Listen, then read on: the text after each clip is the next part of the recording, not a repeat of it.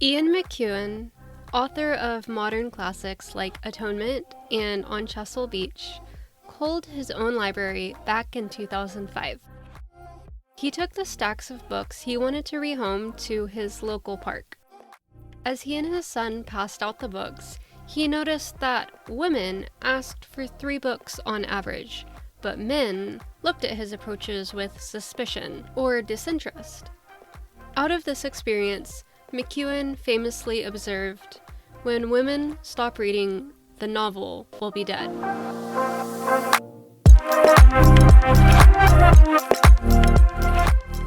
Hello, friends. Welcome to a new episode of Problematic FMC Podcast. Today, I am talking about differences in how men and women read and how these preferences impact the publishing industry and the way our society views reading. But first, I want to tell you about a few female-centric books I've read and loved recently. Up first, Magnolia Parks by Jessa Hastings. In the words of Magnolia, "You mustn't believe everything you read online, but you can believe this. Once upon a time, BJ Valentine was the love of my life. He isn't anymore. And right now, that's all you need to know." Between Magnolia's socialite status, Russian heiress mother, and music producer father, and then BJ's modeling career and old money family, this couple attracts attention everywhere they go. If their love is really written in the stars, why does being together hurt each other so much? I could write a million love letters to this series, but it didn't always make me feel good. Imagine buying the most handsome man in London, the dark green mohair suit from Gucci, paired with the Fideli roll neck cashmere jumper. No sweat, you have the money. And imagine watching him put it on as he gets ready for the event at your flat. And then imagine watching him go home at the end of the night with another girl, knowing she'll be the one to take his clothes off. Now imagine that pain spread across 2,700 pages. I could not possibly have less in common with Magnolia and her friends. Almost every single Goodreads review contains the word toxic, which their relationship absolutely is. But it's also tender and glamorous and inevitable. Regardless of wealth or status, it's a universal fact that we're all most in danger of being hurt by those who know us best, and Magnolia and BJ know each other so intimately.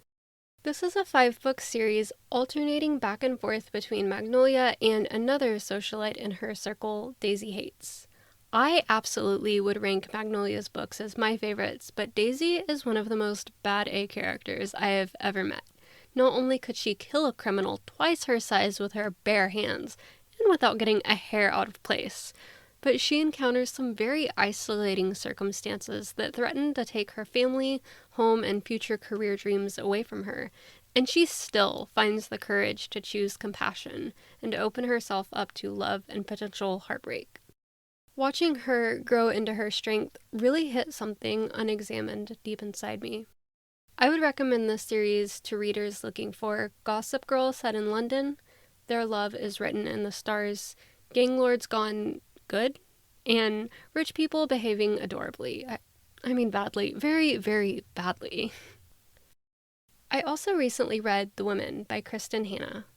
Only a few hours after Frankie McGrath signs her life away to follow her big brother to the Vietnam War, she learns that he got killed in action.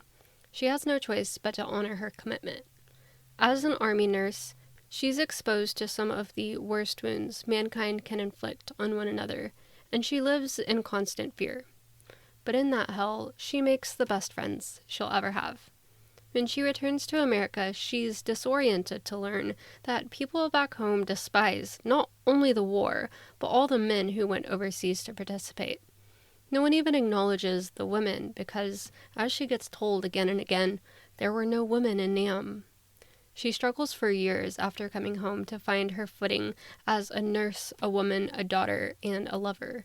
Many days the friends she made in Vietnam are the only people who can see her through. I flew through this story. I loved Frankie's heart, and I have so much respect for how Kristin handled this very delicate time in history. This book is a humbling reminder to thank our veterans and to advocate for the support they need when returning home. I saw some reviewers say that they loved the first half of this book that described her time in Vietnam, but got bored with the second half. I see how that could be, but I honestly think that the second half contains the points that Kristin set out to make, and the first half was needed for context. What horrible things gave Frankie the PTSD? Now, how will she survive that? Kristin gave so much dignity to the men and women who served, while not turning away from any of America's own wrongdoings. While I found many of the turns in this book predictable, I truly never guessed where Frankie would end up. All in all, another big hit in my mind from an author I've grown to rely on for heartfelt stories about strong women. I would recommend this book to readers looking for heroic women, female friendships, and the messy 20-something years. It is a standalone, published in 2024, with a 4.62 average rating on Goodreads. The third and final book I will share today is Quicksilver by Callie, Hart. Sarah Svane has survived the only way possible in the land of eternal suns, by stealing water and lurking in the cooler undergrounds. When a run-in with a royal guard results in her most daring theft yet, she gets an unwelcome audience with the undying queen. In her standoff with the ruler, Sarah reaches for the only weapon in her grasp, and accidentally unlocks a portal between realms, out of which storms a warrior so dark he could only be Death himself. Death hauls her through the portal, ripping her away from her family and into a land of unimaginable magic, dreadful evils, the secrets of her own talent for alchemy, and a fate predestined long before she was born. This is romantasy done right. The magic system and ancient creatures will feel familiar to fans of Sarah J. Maas and Margaret Rogerson. The romance is steamy and tortured. The author very cleverly sets up a few mysteries and unanswered questions that build suspense, but in such a way that no part of the world building felt like an effort to the reader. The single POV from Sarah's very perceptive mind contributed to this. However, for anyone who does want an additional POV, Callie did give us a free bonus chapter from Fisher's perspective on her website. Several reviewers mentioned that it could have been more tightly edited. I would remind these folks that this book was originally self-published. Again and again, I marveled at the very original and well-constructed narrative, coming from an author with a relatively undiscovered backlist. Professional editing can come with the massive publication deal now supporting this series, but the story and characters are more than worth the few typos and a handful of scenes that slowed momentum that this reader noticed. I've read many traditionally published books with much worse.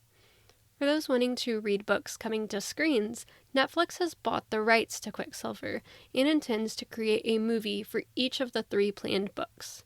Elizabeth Cantillon has signed on as the lead producer, with Callie as an executive producer. Cantillon has been celebrated for her work on Concussion, Alien Romulus, and the 2022 adaptation of Jane Austen's Persuasion.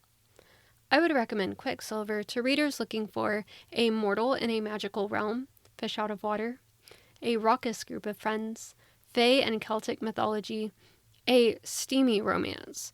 She knows her power from the beginning, but not what it means, seamless world building, and a future movie adaptation. It has a 4.45 average Goodreads rating, is 624 pages, and was just formally published in December 2024. It is the first in an expected trilogy. Now to dive into the topic. One note before I start, I did a lot of research for this episode and I cite a lot of statistics. You can check out my sources in the full transcript. Women are dominating the publishing industry. In the 1960s, only 20% of copyright holders for books were women. In 2020, over 50% of all new books were written by women, taking the majority. And these books seem to be more successful, as the average female-authored book benefits from higher sales, readership, and overall engagement than the average male-authored book. This past December, the New York Times published a piece written by a creative writing teacher at the University of Nevada, who happens to be a man, David Morris. He has tracked the rise of the female author and reader based on data from the New York Times bestseller list and his own classroom. In recent years, he writes, young men have regressed educationally, emotionally, and culturally. This disparity surely translates to a drop-off in the number of novels young men read as they descend deeper into video games and pornography. Young men who still exhibit curiosity about the world too often seek intellectual stimulation through figures of the manosphere, such as Andrew Tate and Joe Rogan. As I write this, it is the day after the alleged shooter of the United Healthcare CEO, Luigi Mangione, was taken into custody. Within hours, online commentators had tracked down his digital footprint, including his Goodreads account. His review page looked like a self-help canon, including authors such as Michael Pollan, Elon Musk, and Malcolm Gladwell. These are staples of the manosphere that Morris was referring to. As one book talker, Emma Skies, commented, Luigi's reading list makes him look like a guy who needs a hug and a nudge towards fiction. It seems like the butt of a bad joke that women read fiction and men read nonfiction. Studies show that the gender divide in reading isn't quite so cut and dry, though. Women do read more overall, regardless of genre. Pew Research reported that the average woman reads 14 books per year, while the average man reads only 9. Breaking that down a bit further, 48% of women read nonfiction, but well over half frequent fiction books. For men, 36% read nonfiction and 33% read fiction. One can reasonably assume that there is a pretty large overlap in readers who fall into both the fiction and nonfiction categories for men and women. It just seems that a few more women exclusively read fiction, and a few more men exclusively read nonfiction. What surprised me, though, is that these statistics suggest that if we grabbed a random man and a random woman off the street, it is more likely that the woman has read more than the man in all categories, total books, fiction, and nonfiction. Many have wondered about the reasons for this. Some believe that the feminine preference for fiction is based on a woman's higher levels of empathy, thus making us more invested in the lives of characters. Others wonder if adult women love reading in general more because that enjoyment started early in life, because young girls often enjoy activities that involve sitting quietly in one place more than young boys. Of course, these are all stereotypes that many women and girls, but certainly not all, fall into. Regardless of how or why more women than men fall into the hobby of reading, the trend seems to only be growing more and more noticeable. It is a natural progression, then, that women who enjoy reading will be more likely to take the leap into writing a book of their own than men.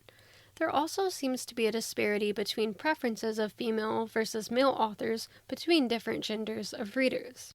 In 2023, the Women's Prize Trust commissioned research on readers in the UK, leading to the report that women read an even mix of male and female authors, while men tend to prefer male authors.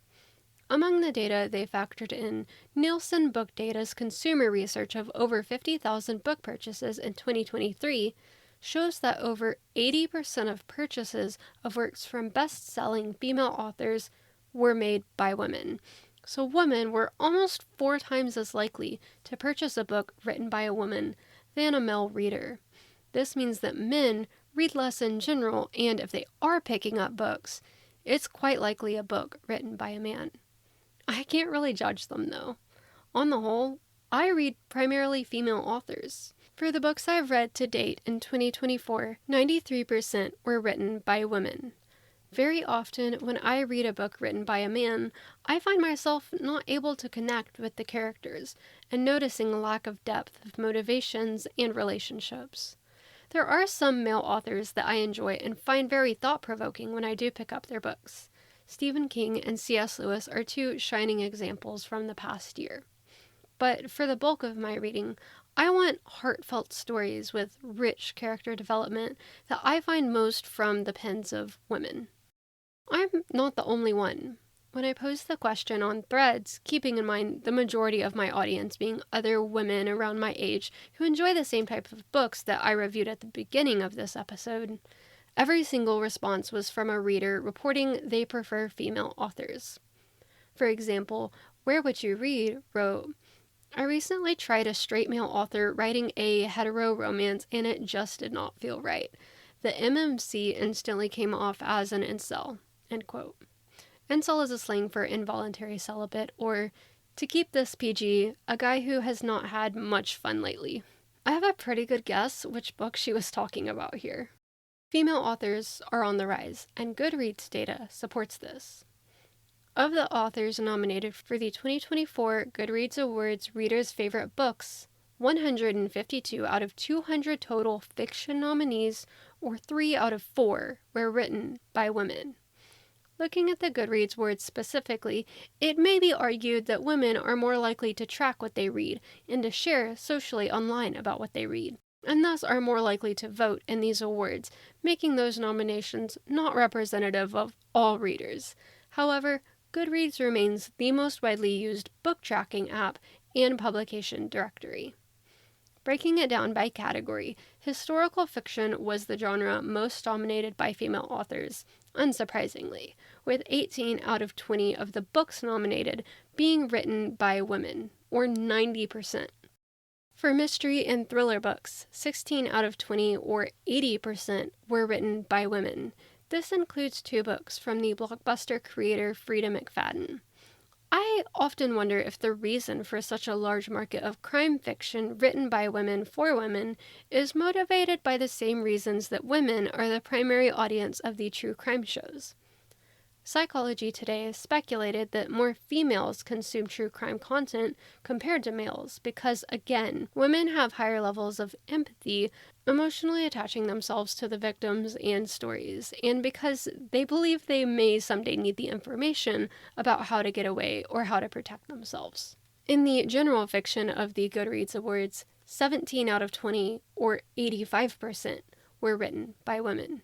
In fantasy books, 14 out of 20, or 70%, had female authors. This demonstrates a shift away from the classic fantasy tropes such as a hero carrying a sword and slaying the dragon to win the damsel. Fantasy today is increasingly made up of romantasy or fantasy romance books featuring strong female leads, morally gray love interests, harrowing training as a central component of character development, grand adventures across beautiful but often inhospitable lands, and dastardly, often toxically masculine, evils.